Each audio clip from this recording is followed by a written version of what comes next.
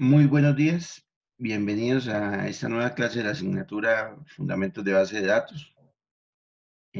Como les comentaba, la idea del día de hoy es culminar con el ejercicio que teníamos pendientes. Más que culminar con el ejercicio, me interesa lograr que entiendan lo mejor posible cómo actuar cuando se encuentre una llave primaria compuesta y que se deba propagar como llave primaria compuesta.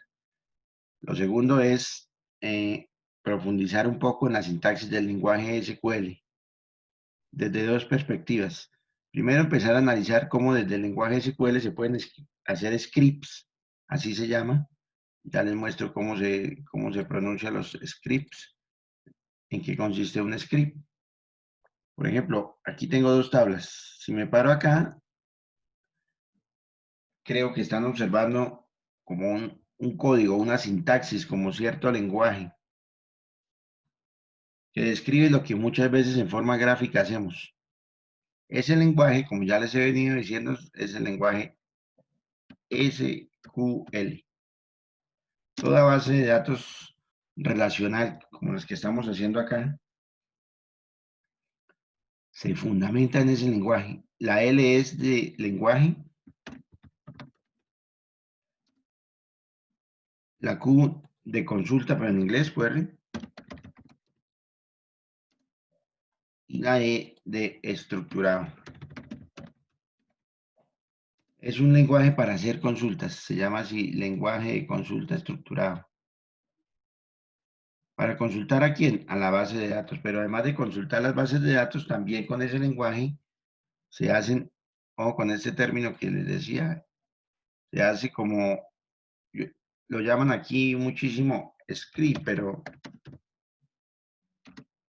básicamente usted puede asociarlo, quienes vieron de alguna manera un tipo de programación como con un código fuente, como con una serie de instrucciones para hacer, en este caso, para crear bases de datos, para modificar las bases de datos, para insertar datos en las bases de datos y posteriormente para consultar esas bases de datos. Consultar es, como ya lo vimos en ejemplos anteriores, es pedirle que con los datos que hay almacenados dentro de la base de datos se pueda estructurar la información, visualizar la información, ver la información en distintas formas. Eso es básicamente lo que hace el lenguaje SQL. En la clase anterior estábamos haciendo este ejercicio.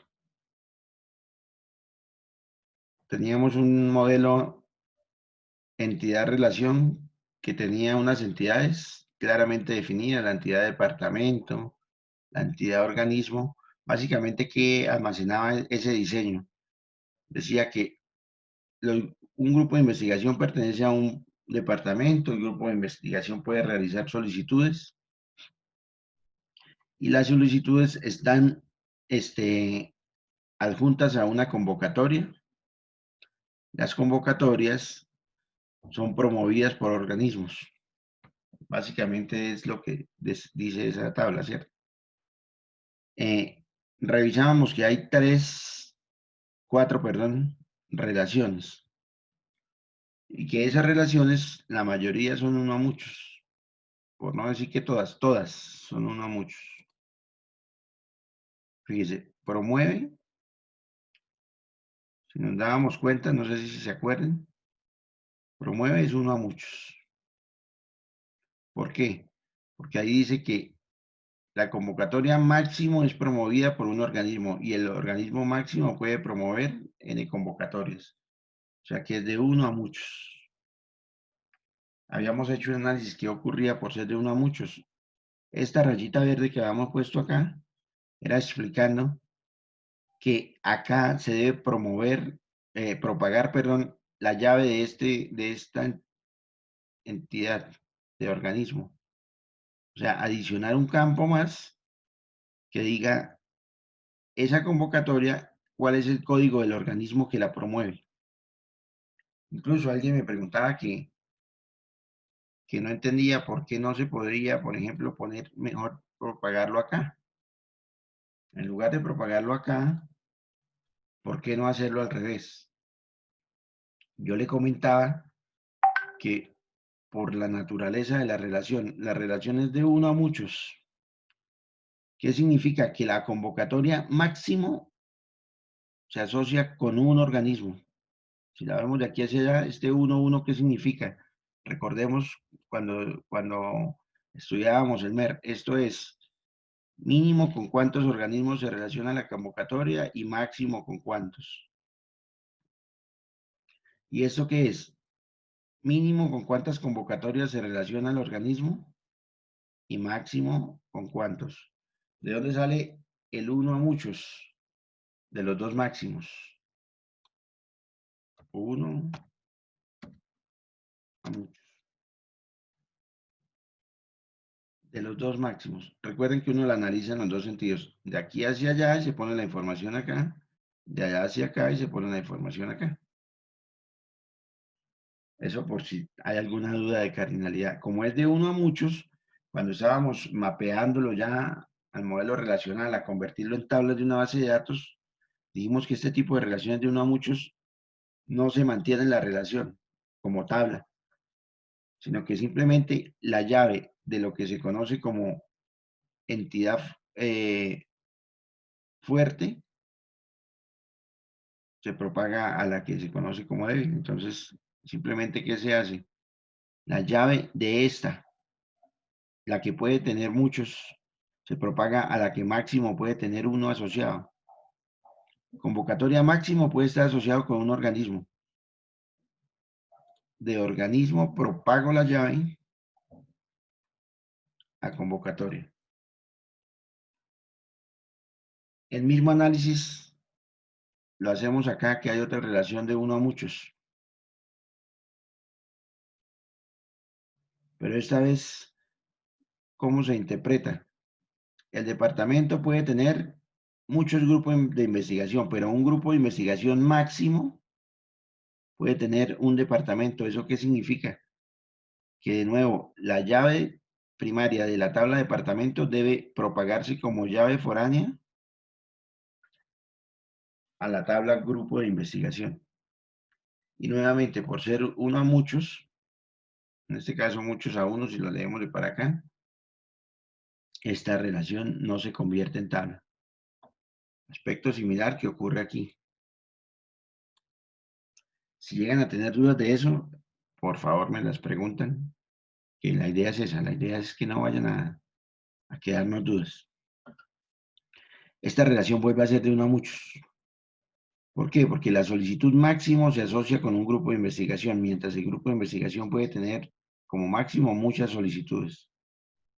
¿A dónde se propaga la llave? Se propaga la llave de grupo de investigación a solicitud. O sea, aquí en solicitud deberé poner un campo adicional, una columna adicional, que sea llave foránea del grupo de investigación. ¿Qué dirá ahí? Que esa solicitud pertenece o es realizada por este grupo de investigación. Y lo mismo en esta detiene. Lo que ocurre es que esta tiene una cosa adicional y era, no sé si se acuerdan, que yo le había hecho había señalado esa cosa importante, que la llave primaria está compuesta de dos cosas, del programa y qué número va en ese programa. Pasa algo así como lo que ocurre con las actas de comité curricular. Cada programa lleva una secuencia de números para las actas de comité curricular. Con las convocatorias pasaría lo mismo. Cada programa lleva su propia convocatoria. ¿Eso qué significa? Que el programa de ingeniería industrial, por ejemplo, puede tener la convocatoria número 3. El programa de economía puede tener también la convocatoria número 3. El programa de ingeniería de sistemas también tener la convocatoria número 3. Bacteriología también tenerla. De manera que únicamente pensar en que el número de la convocatoria sea la llave primaria podría no ser suficiente porque podrían haber muchas convocatorias número 3, por ejemplo. Entonces, ¿qué ocurre? Que ahí nos están pidiendo que la llave primaria sea compuesta. Compuesta no significa que sea una o la otra o algo así, no. sino que se conforme por esa pareja de atributos, en este caso, por cuál programa y qué número de la convocatoria. ¿Eso qué significa? Que, por ejemplo, si usted tuviese esta pareja, industrial, convocatoria 3, y luego usted puede tener esta otra pareja como llave primaria, industrial, convocatoria 4, pero también puede tener esta pareja, sistemas, convocatoria 3. Incluso podría tener esta otra, economía, convocatoria 3. Fíjese que la llave primaria no la hace únicamente un atributo, sino no podría estar dos veces industrial. Tampoco podría estar tres veces, perdón, el número de la convocatoria 3, sino que como ya yo les había explicado en alguna ocasión anterior, la llave primaria la hace la pareja en su orden. Entonces, en un registro estaría industrial 3, en otro industrial 4, en otros sistemas 3, en otro economía 3. O sea, la llave primaria es compuesta. Como es compuesta, al hacer la propagación de clave para poder eliminar esta relación, se tiene que propagar también de forma compuesta acá. Yo les había dejado justo esa actividad de trabajo, pero no pudimos reunirnos al final de la clase por el problema eléctrico a mirar cómo quedó. Antes de mirar cómo les quedó y de escuchar las dudas que pudieron tener, porque es un caso especial, resulta que ya el PGAdmin, que es el administrador gráfico que estamos usando para generar este esquema de la base de datos, no permite hacerlo. Hay que hacerlo de otra forma. Él permite hacerlo siempre y cuando sean todas las llaves foráneas, siempre y cuando no sean compuestas. Si son compuestas, debemos hacerlo a través de sintaxis SQL pura, que es lo que vamos a mirar ahora. Hasta aquí estamos claros en lo que veníamos haciendo y en justamente qué es lo único nuevo que tenemos por hacer. Ahorita vemos de nuevo toda la base de datos esta, en el orden que habíamos dicho. Fíjese que estos numeritos serán porque departamento no tiene relación con nadie, se puede hacer de inmediato, organismo tampoco. Después habíamos dicho que sí, que podíamos hacer convocatoria, porque convocatoria pues tampoco tiene relación con nadie. Ah, sí tiene relación con organismo, hay que propagarle una llave, pero como organismo ya está hecha, ya podemos hacer convocatoria. Luego, como ya departamento está hecho, podemos hacer grupo de investigación porque hay que propagar una llave. Y de último, para poder hacer solicitud, para poder hacer la tabla solicitud que proviene de esta entidad, sí se requiere que esté hecha la tabla convocatoria y la tabla grupo de investigación. ¿Por qué? Porque hay que propagarle una llave de grupo de investigación y una llave de convocatoria. Que esa propagación de esa llave es, digamos que, el aspecto novedoso acá. Sin embargo, también si tienen alguna duda de cómo puede uno plantear un orden para empezar a implementar las tablas de una base de datos, pues también podemos aclararla con mucho gusto si tienen alguna duda. ¿Cuál es la política fundamental? La política fundamental es que no se puede hacer una tabla que requiera algún tipo de información de una tabla previa que aún no se haya formado. Por ejemplo, grupo de investigación no puedo hacerlo antes de departamento. ¿Por qué? Porque el grupo de investigación necesita un campo y ese campo va a ser llave foránea de acá. Yo podría hacerlo, pero luego tendría que la llave foránea incorporarla por separado. Cuando me refiero a que no puedo hacerlo es, no puedo hacerlo con PGAdmin digitando todo de inmediato, diciendo cómo se llama la tabla, qué campos tiene, qué llave foránea tiene, etcétera. ¿Preguntas hasta acá? Bueno, entonces, antes de continuar haciendo esta base de datos, vamos a hacer una específica, una que tenga dos tablas que recreen este escenario. Una llave compuesta en esta tabla y por aquí otra tabla que necesite que esa llave compuesta se propague O sea, como un caso particular de este escenario. Una tabla que tenga una llave compuesta, no recuerdo, pero yo ya la tengo hecha ahí, pero creo que la llamé así, tabla prim, tabla que tiene la llave principal, y una tabla que va a tener la llave foránea. Creo que yo en el ejercicio la llamé así, tabla de foreign key. O sea, ahorita vamos a ver una base de datos que tiene solo dos tablas, que no les puse nombres específicos para tratar de ilustrarlo en forma general. Una tabla que tendrá una llave primaria, pero una llave primaria compuesta, como en este caso, con mínimo dos campos, dos columnas conformando la llave compuesta. Y debe propagarse la llave como llave foránea a otra tabla. Tabla que por eso la llamé tabla de FK, o sea, tabla que tiene la foreign key. Lo que voy a ilustrar es justamente eso.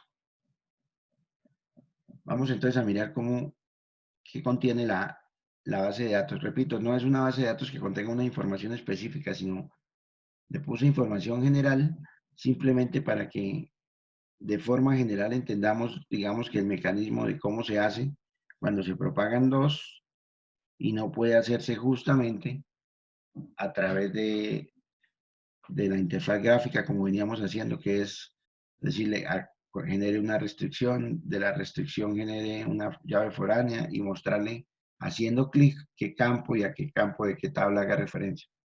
Por ser dos al tiempo, la interfaz del PGAdmin no lo permite hacer. Entonces miremos la tabla. Mire, tenemos una base de datos, la llamé base mayo 29, que la hice ayer para mostrárselas. ¿Qué tiene? Tiene unos campos, si quiere veámosla desde esta perspectiva para que es como más hemos estado acostumbrados a verla. Tiene unos atributos, le puse tres nombres genéricos, si se dan cuenta.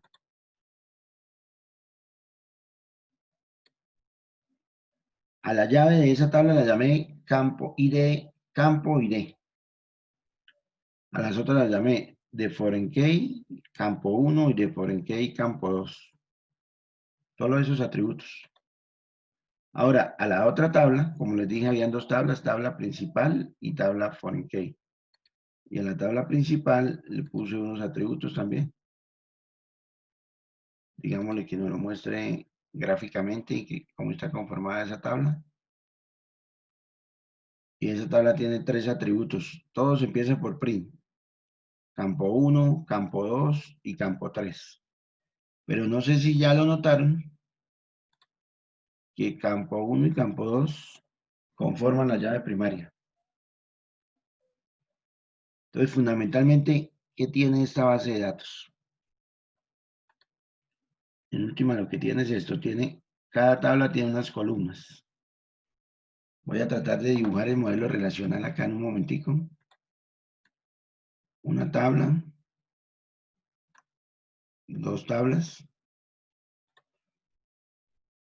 La una se llama tabla principal, la otra se llama tabla foreign key.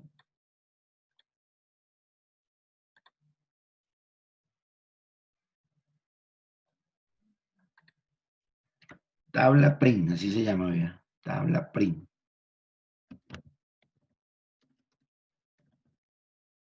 Alguien dirá, ¿y qué pasa si luego yo la escribo distinto, aquí con una minúscula y aquí con dos?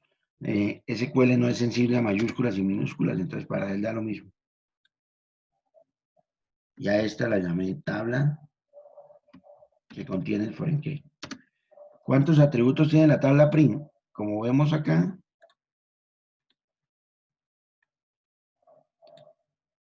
tiene tres atributos.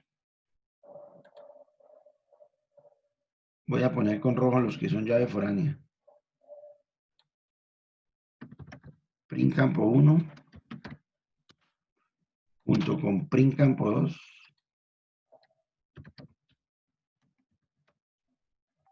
conforman la llave principal compuesta de esa tabla. Adicional a eso tiene otro atributo que se llama principal. El prim sale que es de la tabla principal y los números de los campos, pues para escribirlo de forma genérica. Una tabla podría tener 15 campos. Lo importante es que tiene una llave compuesta. Para ser compuesta, pues mínimo dos atributos, dos campos deben conformar esa llave primaria. Entonces, esos que puse en rojo serían la llave primaria. De la tabla de FK hay un atributo que se llama ID. Generalmente la palabra ID se usa mucho para decir identificador y asociarlo con las llaves. Entonces tiene un campo que se llama campo identificador, lo puse en rojo también diciendo que es llave primaria. Y tiene otros campos, uno que se llama FK, haciendo alusión a foreign key, campo 1, y otro que se llama FK, campo 2. Podrían haber muchos más, una lista más larga de atributos. Lo mismo aquí, pero sería desgastar esfuerzos escribiendo nombres de atributos sin necesidad. ¿Qué es lo interesante acá? Que esta llave primaria compuesta uno debe indicarle que es llave foránea de esta llave foránea compuesta. O sea, aquí ya son dos campos y acá dos campos. Fíjense que aquí logramos ver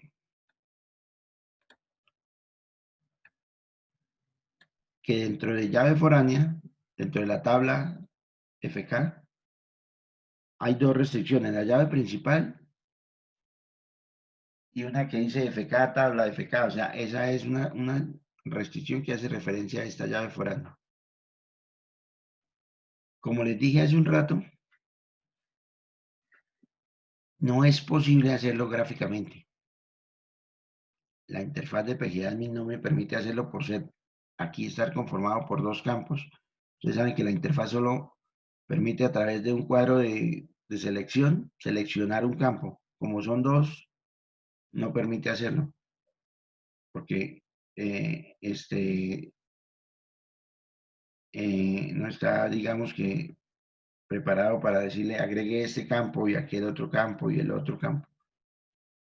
Entonces, lo fácil que es generar una instrucción a través del lenguaje SQL que lo diga, que lo haga. Además que es muy importante familiarizarnos con la forma de escribir script de SQL porque es la forma, digamos que, más convencional en que en una organización se modelan, se modifican, se crean, se insertan valores en una base de datos. Entonces, por eso la importancia de que en el día de hoy nos vayamos familiarizando mucho con la sintaxis SQL. Sintaxis que pues todos hemos visto, pero que poco a poco nos vamos a tener que familiarizar más. ¿Estamos claros entonces qué hace esta base de datos? Una base de datos, repito, que simplemente está escrita de manera general y que lo que busca es ilustrar ese caso.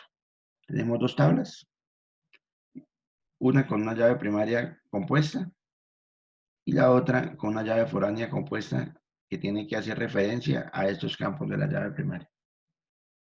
Miremos, fíjese que no sé si todos lo han hecho, pero si uno se para sobre la tabla y le dice que le muestre el SQL de esa tabla, fíjese que aparece ese lenguaje SQL. Lo primero que dice es cómo se llama la tabla. Miremos primero la otra tabla.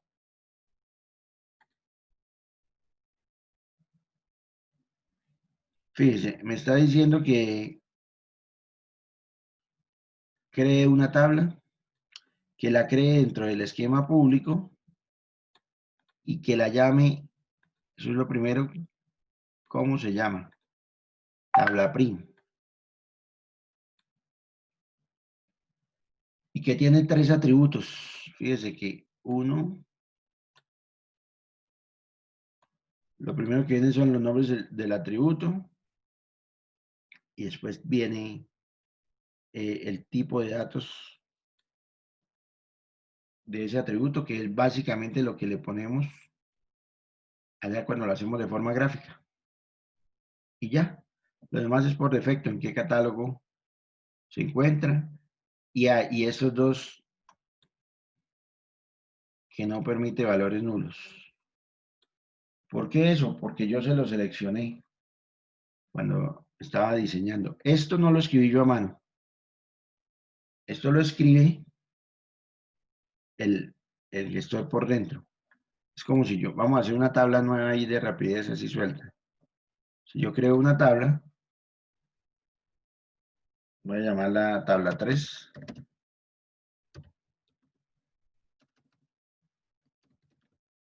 Le pongo unos atributos. Voy a llamarlos atributo 1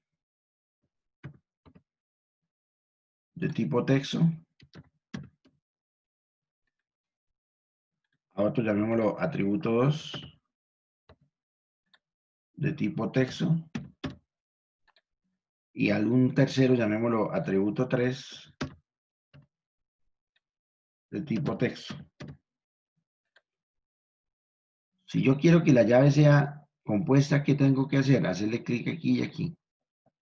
Si le hago clic aquí, lo que le estoy diciendo es que no tenga valores nulos. Si le digo salvar, en ese momento eso que yo hice gráficamente, fíjese, como tengo seleccionada la pestaña de SQL, ya se ve escrito aquí en SQL. O sea que PGAdmin, ¿qué es? Es un intermediario que nos ahorra todo el tiempo escribir en sintaxis SQL pura, porque el ser humano pues se agobia un poco más y escribe todo cuando no conoce el lenguaje. Cuando conoce el lenguaje se le hace ya más fácil escribirlo desde acá. O sea que si yo quisiese crear una tabla 4, yo podría hacer esto. Copiar este código.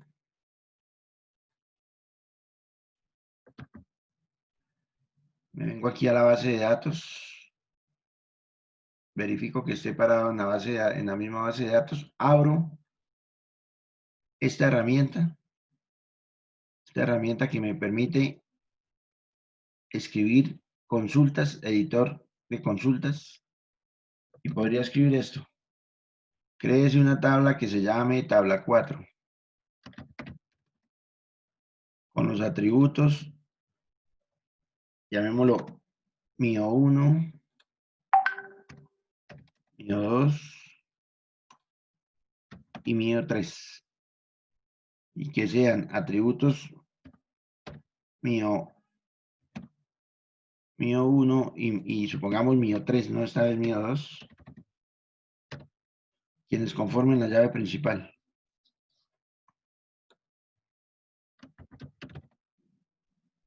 Y que el propietario de esa tabla sea el usuario Postgres.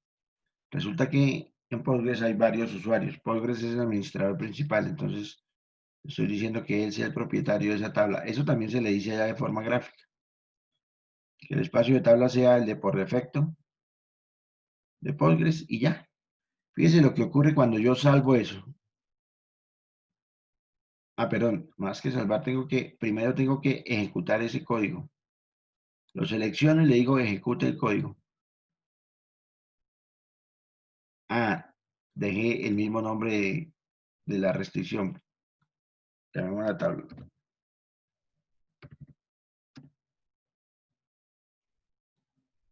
Fíjense que ya no lo hice de manera gráfica. Lo escribí y cuando le diga ejecute, me dice que ya creó la tabla. Miremos si eso es cierto. No salvemos eso que escribí. Quitemos todo esto de acá y vamos a mirar la tabla. Digámosle que la refresque.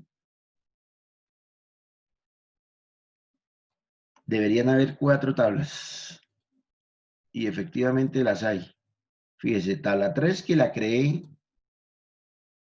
usando PGAdmin.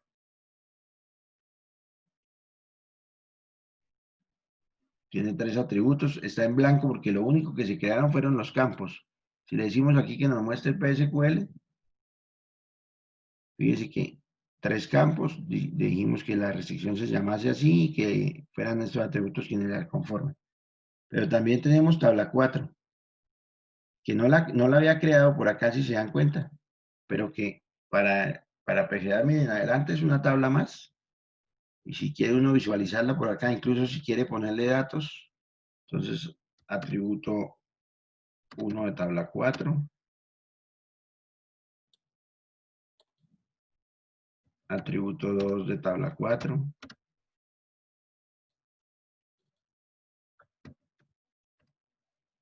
Si se dan cuenta, permite ya que yo ponga atributos, que los guarde, normal, es una tabla más. Entonces fíjense que hay dos formas de hacerla. Si queremos ver la sintaxis con la que la escribimos, pues es esta, la misma exacta con la que la escribimos, solo que la escribí como un script de SQL, vine aquí al monitor de gestión de consultas de SQL, escribí aquí el script y lo ejecuté. Al ejecutarlo, él crea la tabla, porque es que al fin y al cabo, estas otras tres que se crearon con pgadmin, lo que hace pgadmin por debajo es escribir ese código para ahorrarnos nosotros, digamos que el tener que hacerlo todo escribiendo desde cero, pues él nos permite hacerlo acá haciendo clic en esta interfaz gráfica. Pero ya cuando alguien desarrolla, pues le queda más fácil hacer eso que, así como yo les estaba mostrando, coger una tabla similar, editar solo los cambiecitos que haya que hacer y imaginen una tabla con 20 atributos. Le toca hacer a uno muchísimos clics. Si la tabla es muy similar a otra, usted copia el script, lo modifica, le dice ejecute y ya la tabla queda hecha. Si quiere ponerle 300 datos, en lugar de ponerse a llenarlo acá, dato por dato, como hice yo, por ejemplo, acá con tabla 4 que puse 1, también se puede hacer un script donde se le diga inserte tales datos en tal tabla de la base de datos y él, si son 300, 300 filas pone. ¿De acuerdo hasta ahí? Preguntas de eso. Entonces, fíjense que lo primero importante de este encuentro es que estamos empezando a tomar conciencia de que existe otra sintaxis, que la verdadera sintaxis más bien no es otra, sino que la verdadera sintaxis para crear, modificar y consultar bases de datos es el lenguaje SQL. Vamos poco a poco a familiarizarnos con ese lenguaje. Fíjense que simplemente aquí que dijo, tres atributos, cómo se pusieron esos atributos entre paréntesis dentro de la instrucción crear tabla, create table, create table.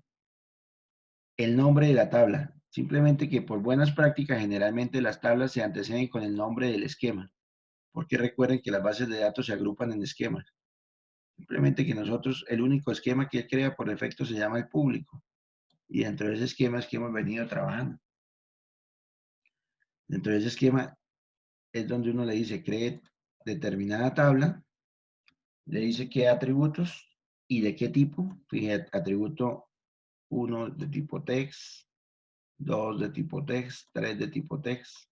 Aquí simplemente se le dijo cuál es la llave primaria.